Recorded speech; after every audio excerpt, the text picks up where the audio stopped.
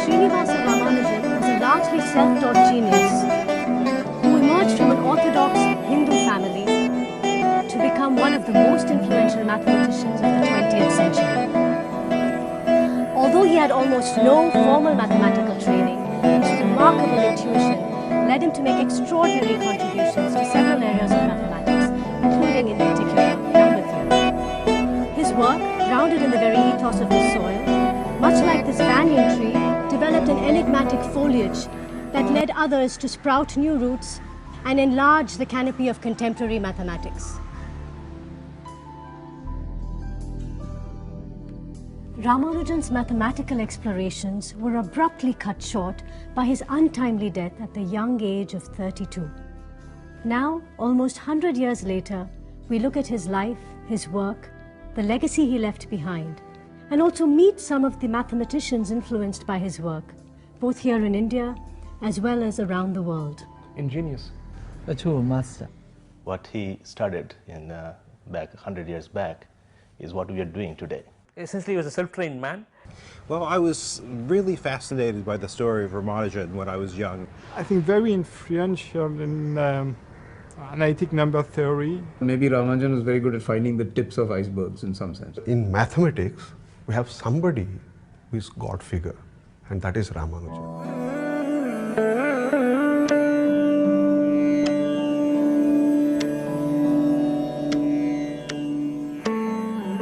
Srinivasa Ramanujan was born on the 22nd of December, 1887, in a small district town of southern India. To commemorate his birth centenary, we made a docudrama film with enactments in 1987, more than 25 years ago. Today, walking in the footsteps of the genius, we visited many places associated with his life with a group of mathematicians. Ken Ono, A. Raghuram, K. Srinivasa Rao, and T.V. Venkateshwar. It's in this small town of Europe that Srinivasa Ramanujan was born.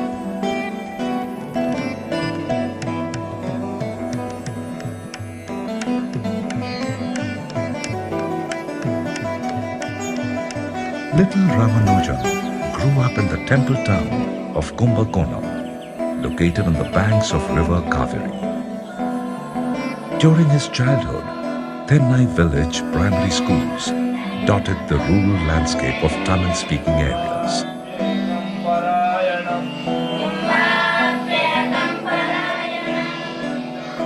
Collective recitations, set to metrical verses, help children develop a keen mnemonic ability. This oral tradition might have encouraged little Ramanujan's flair for logical thinking and deep reflection. In the Thennai schools, the unique function of the pedagogy is to cultivate a memory which scholars would call it recollective memory, which is you remember and you memorize in order to be able to recollect. Here, writing is only an aid to memory, and the particular ways in which the memory was trained was in terms of, like you take the particular case of the Ponnilakam, the learning of the numbers. So there is a head monitor who recites the number, and then the student is supposed to recite it after him. And while reciting, he just vocalize what he hears, and then there is a heap of sand in front of him, and then he draws the graphic symbol of the number, which is the number notation, and recites loudly, so that you have the qualities of vocalization and visualization and memorization happening at the single continuum. Particularly, what recollective memory trains you is to strong visual sense of the numbers in relation to each other. So the Kangayan primary school that we went to, We know for sure that the Pune schools continued to exist till about the 1940s. This familiar world of creating and cultivating an intimacy with the world of numbers was definitely part of the orientation of the Pune schools.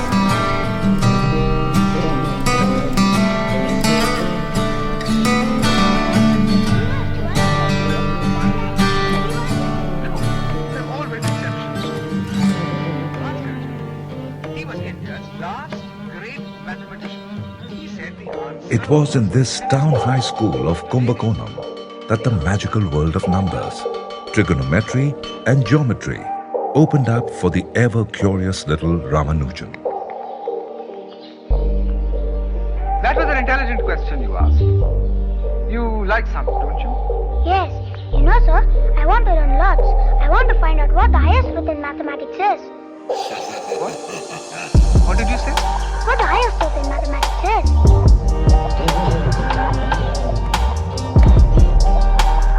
What we learned from the early mathematical development of Ramanujan is the importance of problem solving at the primary school level. The Hungarian mathematician and educator George Polya observed that mathematics develops critical thinking and a love for expressing ideas precisely. In my own experience, early exposure to the beauty of abstract mathematical reasoning and access to math and puzzle books helped me develop a passion for mathematics. At the age of 12, Ramanujan borrowed from older students Loney's textbook of plain trigonometry and completely mastered its contents. This book went far beyond standard curriculum and introduced rudiments of calculus too.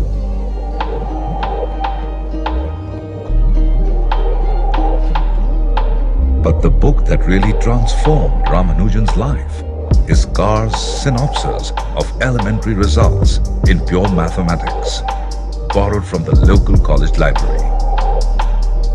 He engrossed himself in its methods of analysis and demonstrations, and proved the propositions and formulae contained therein all by himself.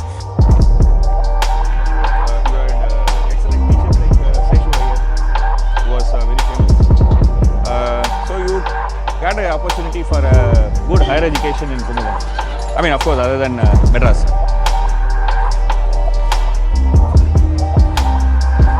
You know, this is where he must have sat down and worked through Carr's synopsis and Loney's trigonometry. Yes, and just imagine, this is where he worked on his big slate before he recorded his findings in his famous notebooks. And he used to write on the slate and then flip over, write again, erase and then write. That was here. That was here. And what we call as the first notebook got written here. I mean, a large part of it is including that things on magic squares and things of that kind. In 1904, at the age of 16, based on his outstanding performance in school, Ramanujan won a scholarship to the government college in Kumbakonam. By this time, he had already started producing original research. With not much encouragement from his professors and in isolation from the mathematical community of his time, he worked on problems in algebra, trigonometry and calculus, studied infinite series and played with prime numbers. A raw genius, he independently rediscovered several existing results as well as made new discoveries. He is said to have drawn inspiration from his family deity, the goddess Lakshmi Namagiri. However, being totally immersed in mathematics, he neglected all other subjects, and the government college did not renew his scholarship. So in 1906, he moved to Pachayappa College in Madras, but there too he concentrated exclusively on mathematics and did not pass the necessary examinations to enter the University of Madras.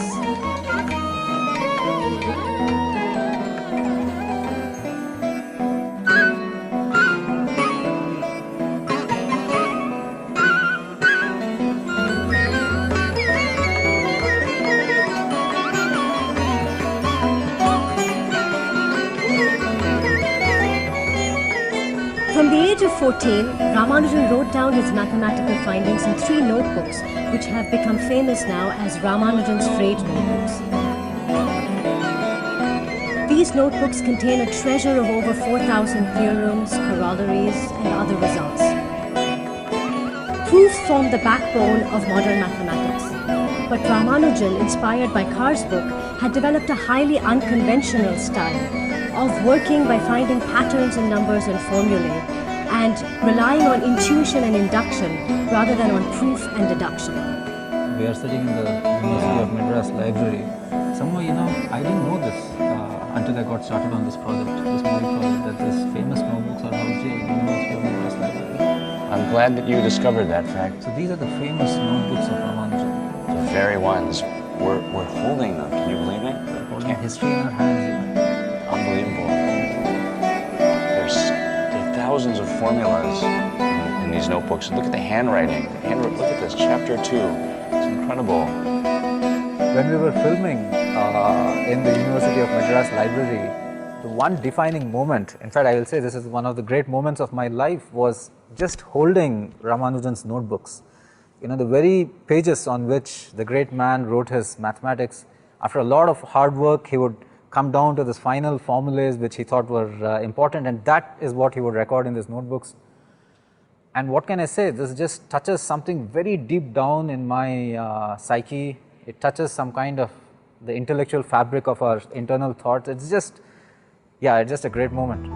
Ramanujan made many fundamental contributions to the field of number theory. Number theory is a branch of mathematics that is primarily devoted to the study of whole numbers, such as 0, 1, 2, 3, etc. In particular, number theorists study what are called prime numbers, which serve as building blocks for whole numbers. A prime number is a number that is not divisible by any other number other than 1 and itself. For example, 2, 3, 5 and 7 are prime numbers. But 9 is not a prime number because 9 can be written as 3 times 3. And so 3 divides 9 and so on.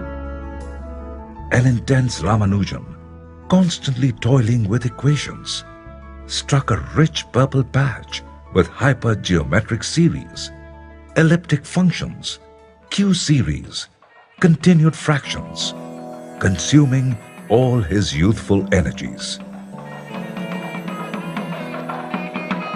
This productive period was briefly interrupted in 1909 when, as per the prevailing customs, Ramanujan's parents arranged his marriage to Janaki, a girl barely 9 years old. Soon, household responsibilities compelled him to leave Kumbakonam and look for a steady job in Madras, the colonial center of British administration. For some time he tutored students in arithmetic and somehow eked out a frugal livelihood. Finally, he got a clerical job, largely due to the chairman Sir Francis Spring of the Madras Port Trust getting thoroughly convinced of Ramanujan's mathematical ingenuity. There was a community of people in India who sort of also supported Ramanujan during his initial years. One is people like, for example, Mudaliar, who was his teacher in the Pachapa college. Even after Ramanujan had to leave the college and for unemployed for quite some time, Hardy's books were introduced by Mudaliar to Ramanujan. The second is collector, Ramchandra Rao, who paid him from his own personal salary a small amount as a stipend so that Ramanujan can work on maths while he was no longer a student. Third is people like Narayana, who got him a job in the port trust, who sort of entertained him every day in his house so that they can discuss maths. And he continued to help Ramanujan even after Ramanujan went to Cambridge. People like Professor Ramswamy, actually was a government servant. He was one of the founders of Indian Mathematical Society. People like him encouraged Ramanujan to write. Till then Ramanujan was sort of keeping a journal, his notebooks. He was just keeping it to himself, maybe showing to a few people. They said, no, that's not the way, for example, science is done in the modern world. So they encouraged him to publish. So some of his earlier papers came in India Journal for Mathematical Society. His work on probabilistic number theory or elliptical function or continued fraction. They all have a lot of application even today. It's an important contribution. In 1957, the Tata Institute of Fundamental Research in Mumbai brought out a facsimile edition of Ramanujan's notebook, which had hitherto been lying dormant at the University of Madras. For the first time, Ramanujan's startling results were brought to the attention of mathematicians around the world. Subsequently, in 2012, the Tata Institute published the second collector's edition of Ramanujan's notebooks. I'm here to talk with the director about this publication. So what motivated the Institute to bring out a second edition of Ramanujan's notebooks? Yes. Well, 2012 marked the 125th birth anniversary of Srinivasa Ramanujan. It was an occasion to celebrate his life and his work, which has had profound impact in mathematics. TIFR organized a number of events to mark the occasion. One of the things we did was to produce the second edition of his notebooks, beautiful and very, very important set of notebooks of Ramanujan. And one reason to do that was that the earlier edition was now many years old. It was not in print anymore, not easy to find, so that was a good motivation. The other, I think, was that technology is better now, so we could do things we couldn't do, I think, in the first edition. For example, this one is colored. There are beautiful, the original writing is also authentically in the colored ink in which Ramanujan wrote. Extremely neat handwriting, but also, he wrote very carefully in different colored ink. Another reason for the second edition is that Professor Bruce Burnt, who's a well-known mathematician and has spent a good part of his life working on the notebooks, in fact, has contributed a preface to it. So that adds to the overall understanding we get of Ramanujan and his work. So those were two of the reasons, but really the real reason is that more people can get access to these books now and hopefully enjoy them and get a true appreciation of this genius. For more than 50 years, people got to see this publication, and when this went on out of print, Tata Institute wanted to reprint this book. When we saw the notebooks, we were first really very excited. While there was excitement, we were also feeling sad because it was laminated. But then this has to be preserved. Any material is laminated, it will deteriorate very soon. So it's important to capture the notebook in its original form, at least to whatever possible maximum levels. In fact, this factor pushed us to bring this book in color.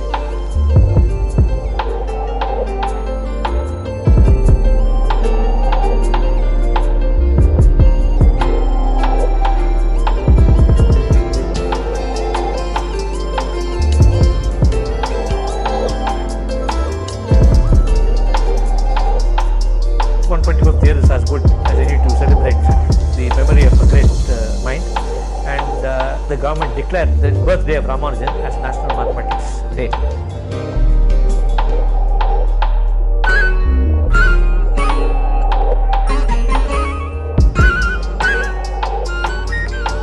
Mathematicians are remembered not only for their theorems, but also for their insightful conjectures or intelligent guesses they believe to be true. One example is Bertrand's postulate. The French mathematician Joseph Bertrand will forever be remembered for the conjecture he made in 1845 when he was just 23.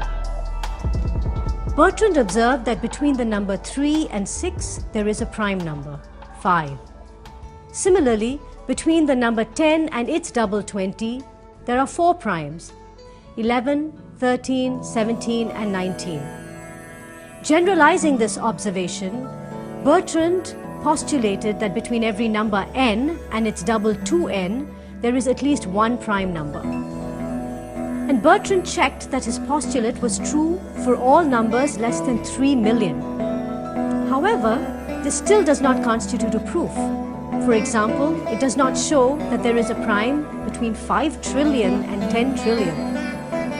It was the Russian mathematician Pafnuty Chebyshev who 5 years later gained immortality by proving this result, and the postulate was promoted to the status of a theorem. However, Chebyshev's proof of the result was long and complicated.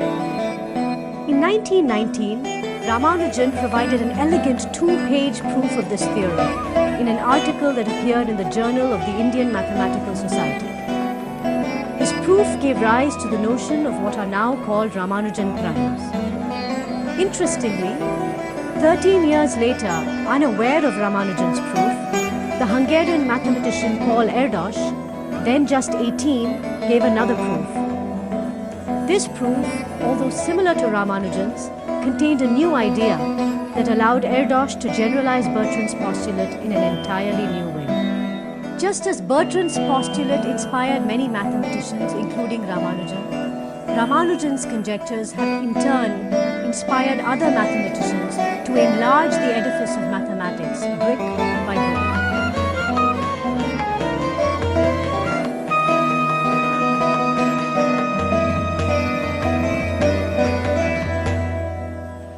I beg to introduce myself as a clerk in the Madras Port Trust.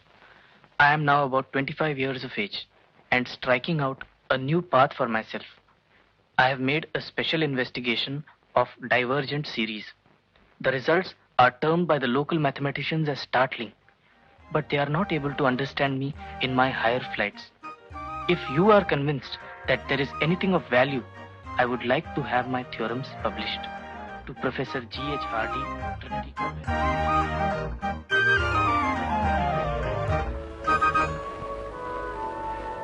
These theorems of his must be true, because no one would have the imagination to invent them.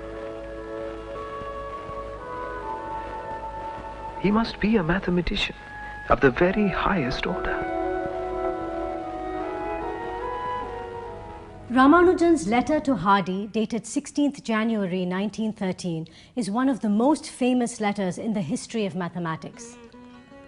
It marks the first recognition outside India of Ramanujan's remarkable talent. In the late 1920s, after Ramanujan's death, this letter and a subsequent one he wrote to Hardy spawned numerous papers by several mathematicians. If you study the 1913 letter, the first letter of Ramanujan, there's a formula for the Fourier coefficient of a certain modular function, and he gives a rather remarkable formula, the first formula being some first term of a general series, and that statement itself tells you that he was aware of the circle method before he went to England. He was very convinced that the kind of results that he was writing were true. He was not postulating them as conjectures in the sense of modern mathematics. He was not educated into the philosophy of mathematics, which equated it into proving theorems only. He understood mathematics as arriving at interesting, beautiful results, which need to be justified, and he had worked out the justification for it himself. And he was prepared to sort of discuss the justification, which others later on put them together. I think Klein, the great mathematician, had said 100 years ago, in early 20th century, that a great conjecture is much better than hundreds of sort of ordinary proofs. There are many problems in number theory where one is interested in knowing whether every integer can be written as a sum of integers of a special type. Important examples being Goldwasser's conjectures and Warring's problem. And it was a method which was developed by Hardy and Ramanujan called circle method. Is a method which is normally used to solve such problems. And one can even see the genesis of the method in the very first letter of Ramanujan to Hardy, even before he met Hardy. And this is a method, one which has enabled to get partial results on Goldwasser's conjecture and a complete solution of Warring's problem.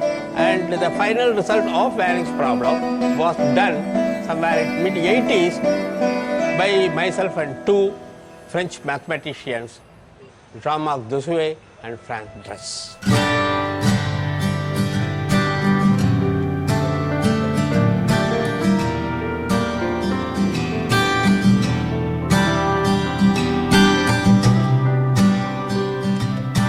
is here at the Trinity College that Professors G.H. Hardy and to a lesser extent J.E. Littlewood mentored Ramanujan only to be continually amazed by his remarkable originality.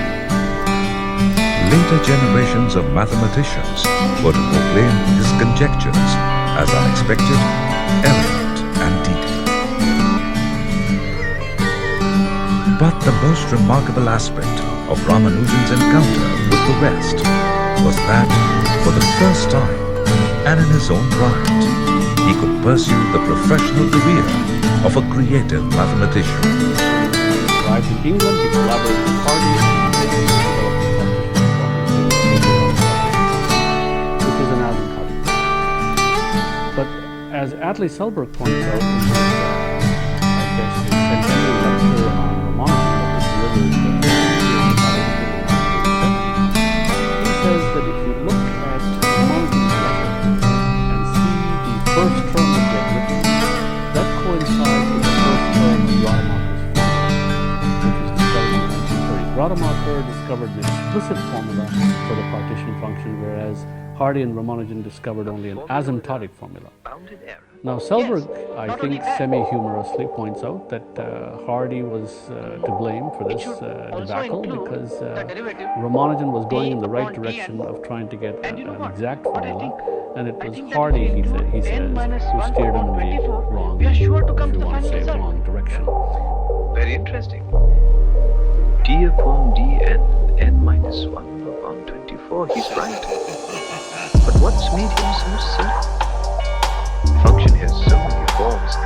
To have chosen the right one is nothing less than an extraordinary stroke of genius. The First World War saw Cambridge University almost bereft of students.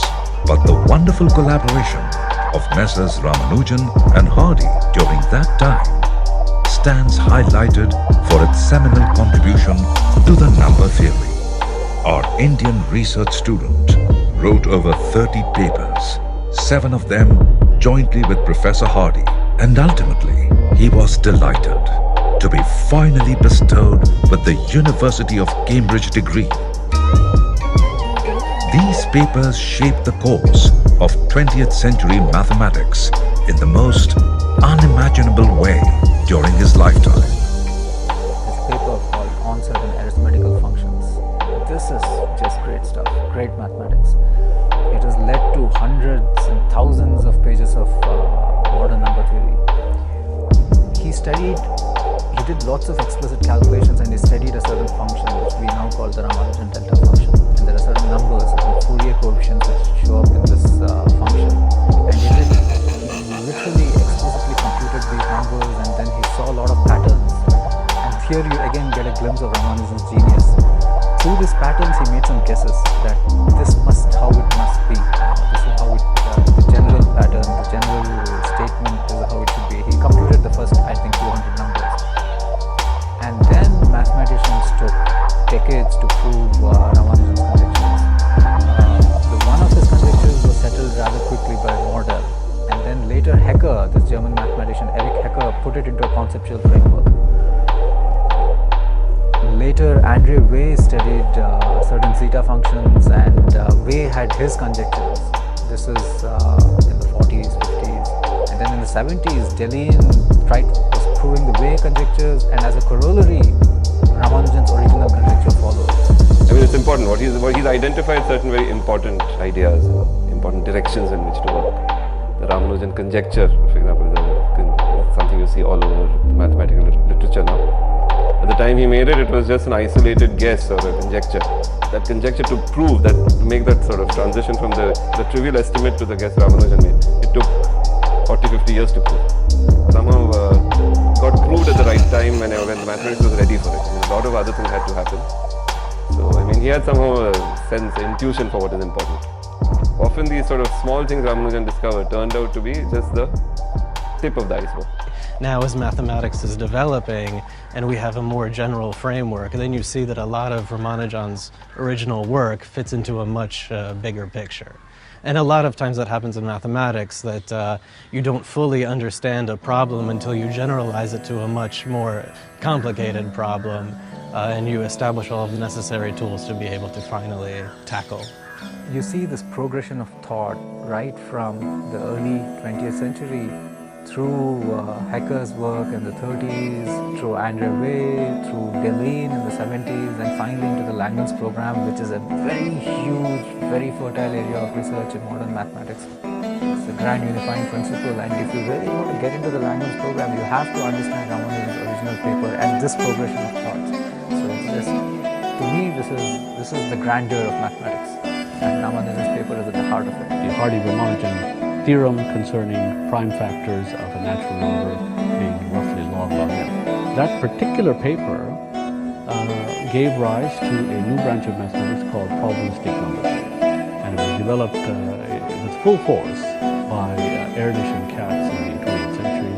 And now there's also a modular connection in which you can tie it to the theory of modular forms and deduce new theorems about prime divisors of Fourier coefficients of modular forms using that particular approach. So the legacy is very broad, very vast, and certainly there's a lot more work for us to do.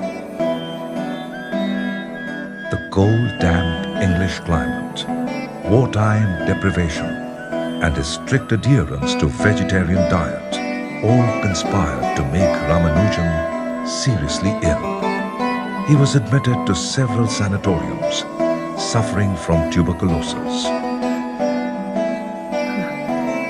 It's good for you, Mr. Ramanujan. Eat it all up.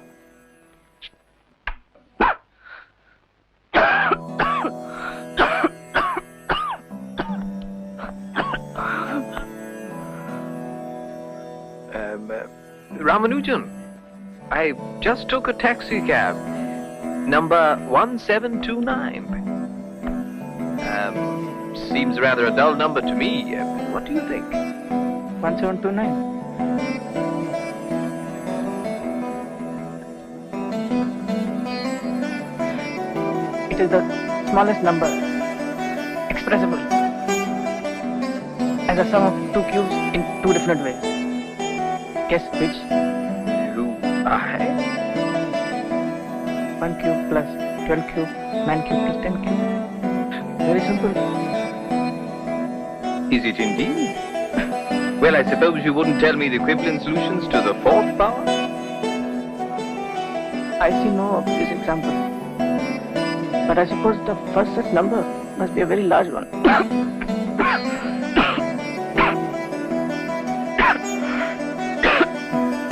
I'm going back now. Home.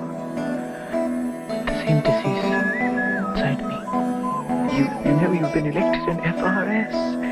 You are a success. They want you here. You must fight your TB. You must.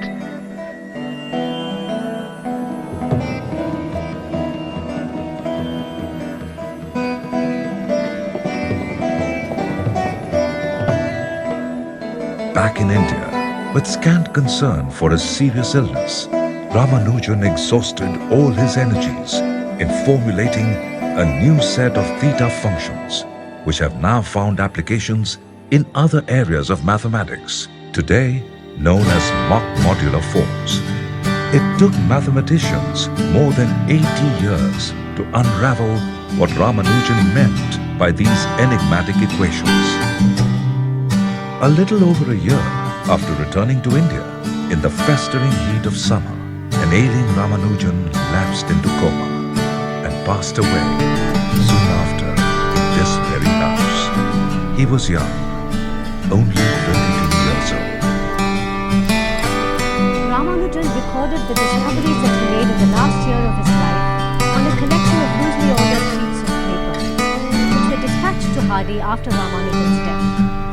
But several years later, this collection was misplaced, and so it came to be called the Lost Sheet. This collection was rediscovered only in 1976, when the mathematician George Andrews stumbled upon it in a box in the Wren Library of Trinity College. Several things that were in Ramanujan's handwriting. One was the last letter that he'd actually written to George Hardy in the last year of his life, and the other was a manuscript of about 100 sheets of paper, some written on both sides. And so seeing there the Mach Beta functions meant that I had one of the mathematical treasures of a long time, because this was Ramanujan while he was physically ill and in fact dying. Intellectually, he was at the height of his powers, and so this promised to be a manuscript of great significance, and that's what it's turned out to be. Very recently, in the last 5 to 10 years, there's a much better understanding of these mock modular forms, which Ramanujan wrote down many of these and discussed these, and maybe for some 40, 50 years or more than that, it was not entirely clear what their significance was, in the sense that they were interesting objects, but how do they relate to other objects in the theory of forms and in mathematics as a whole. And that has only maybe begun to be understood in the last 5 to 10 years. So,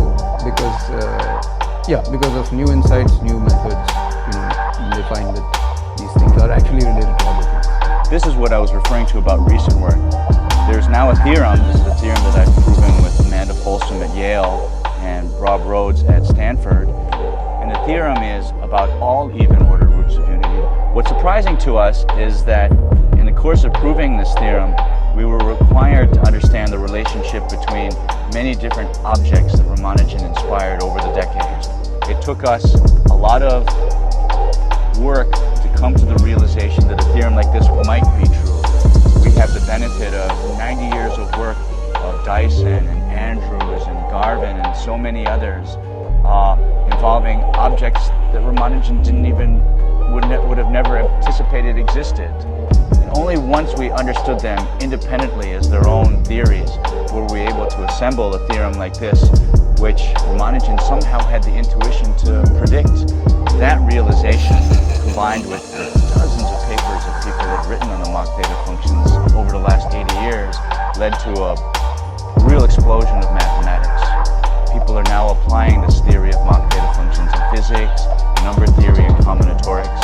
Just so many different areas. I have to say, I certainly fancy that Ramanujan would have proven this theorem. Maybe even proved it the day after he wrote his last letter. This is the kind of formula that he would find. Some of his work is recently understood, and this is fresh. So this is important also today. So this is not only for some mathematics from the beginning of the 20th century. No, this is fresh, this is vivid, it is influential. A subject of great interest in my field of string theory has to do with the study of black holes. Now we know from the work of Wittgenstein and Hawking that black holes have an entropy. And an important question is, how do we understand the entropy of this black hole from a more fundamental theory? This is the question string theory addresses. The answer, lo and behold, is provided by the study of modular forms, a subject to which Ramanujan contributed a great deal. Ramanujan developed this subject because of his interest in number theory. So here we have a remarkable example of a subject developed by a mathematician because of their love for numbers, finding a central role in our understanding of string theory and in our quest to understand the fundamental laws of nature. There's another very interesting connection here. Ramanujan inspired the great Indian astrophysicist Subramaniam Chandrasekhar, who played a very important role in the understanding of black holes and their various implications.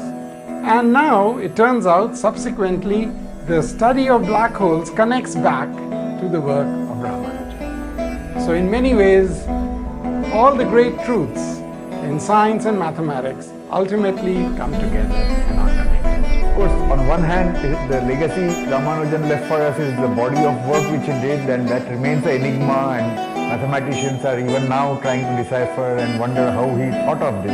I don't know why, but Ramanujan, his life story, it gives enthusiasm to the younger generation, and at least a small fraction of them get attracted to mathematics. We get a lot of students who are inspired by the name of Ramanujan. They take up mathematics.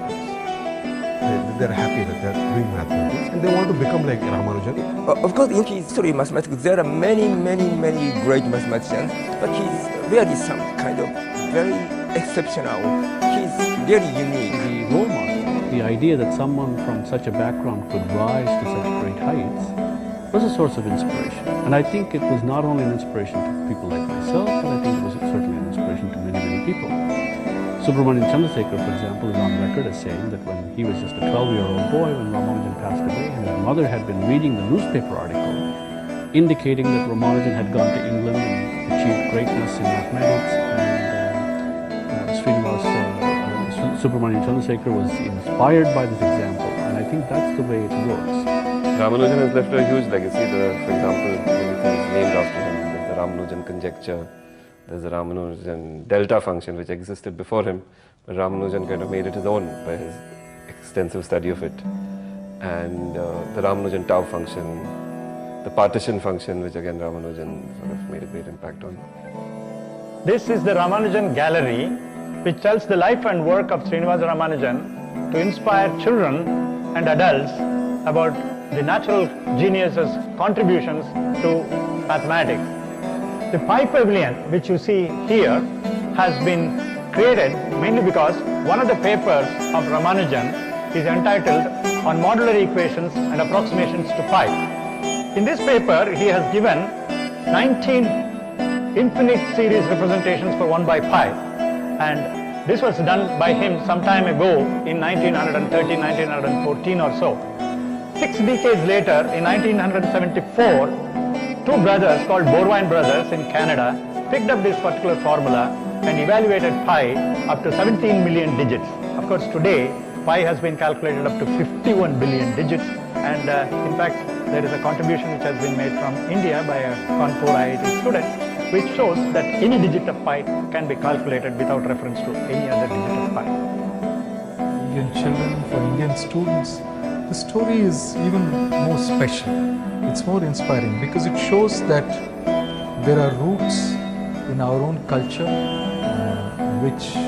there are deep roots of mathematical thinking, mathematical ideas, some of which Ramanujan was exposed to as a young person. And it gives a sense of, I think, of genuine pride and a sense of confidence in that we can do this and it's worth doing this and it's worth it. I think this is a really great story. When Mr. P.K. Srinivasan and I jointly set up this museum, by that we brought children here, we brought teachers here, we had workshops for teachers here. I told them, I inspired them about Ramanujan and his works. Now seeing this museum, though it is small, with all these pictures and these original letters written by him, you definitely feel that more students will take up higher mathematics when they grow. As we know, Ramanujan was a pure mathematician who was interested in numbers for their own intrinsic beauty. But, surprising as it may be, his work still has an impact on our daily lives. For example, Ramanujan's work tells us something about how to build transportation networks. Consider a road network between different cities or between different centers within a city. Google uses these networks to recommend alternate routes. As I'm sure you've experienced, these road networks are very prone to failures. Sometimes intersections become overly congested or they're simply blocked off. So one wants a network with many alternate routes. Specifically, even when several nodes are congested, one would like to be able to have high connectivity between different locations in the city. Building a robust network then corresponds to constructing a graph with a large spectral gap. In 1988, 3 mathematicians, Lubotsky, Phillips, and Sarnak, constructed a class of graphs that achieved the maximum possible spectral gap for a given sparsity. These graphs came to be known as Ramanujan graphs because their construction used a 1916 conjecture of the Indian mathematician. This conjecture was later proved by the Belgian mathematician Pierre Deligne, who was awarded the Fields Medal, the most prestigious prize in mathematics. A second application of Ramanujan's work is important for modern web applications such as Facebook. In particular, Ramanujan-type graphs arise in the design of algorithms for detecting communities or groups of people with shared interests in such social networks. The study of such randomized algorithms is a part of the field of probability theory, which is my own domain of research. Thus, we see that Ramanujan's work from the early 1900s continues to have a profound impact on both fundamental and applied mathematical research to this day. Ramanujan's discovery are not like discoveries with proofs. It's discovery through intuition. So he conjectured, the existence of these mock modular forms.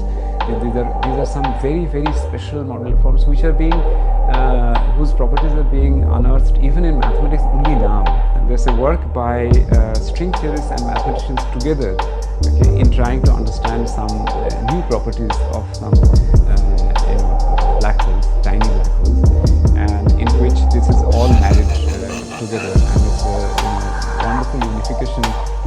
And both music and mathematics are about patterns, about stringing together patterns in a way to tell a complete story. Just like when you're improvising on tabla or in any improvisational form of music, you follow your intuition. It's not like you're using some formula or some algorithm. I'm going to proceed this way in order to make my music a piece. Mathematics should be done the same way. Ramanujan exemplifies that way of doing mathematics. As someone has said, mathematics is like a big symphony in which you hear various themes, they come together, they interweave with each other, sometimes dissonance is set up. Right? Various things happen, but Ramanujan, for example, the themes Ramanujan set up through his work, they continue to be heard in mathematics, intertwined with various new ideas which have also come up, and they gather complexity, strength, interest, beauty. Mathematicians around the world find his body of work intriguing.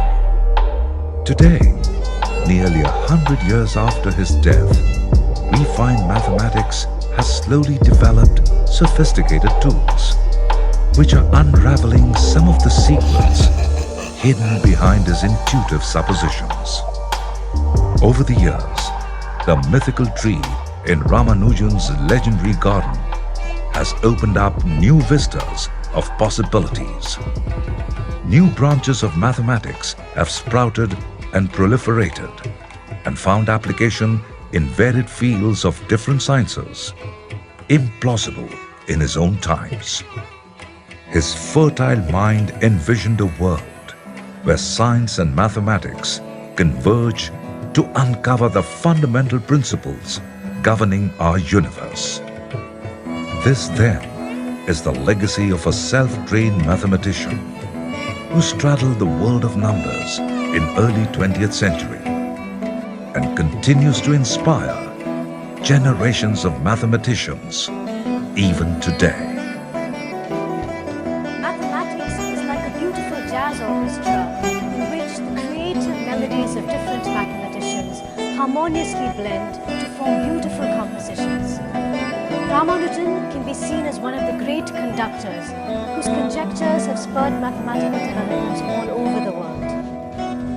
Researchers continue to study properties of various mathematical constructs bearing his name. Thus, the legacy of Ramanujan is still very much felt to this day.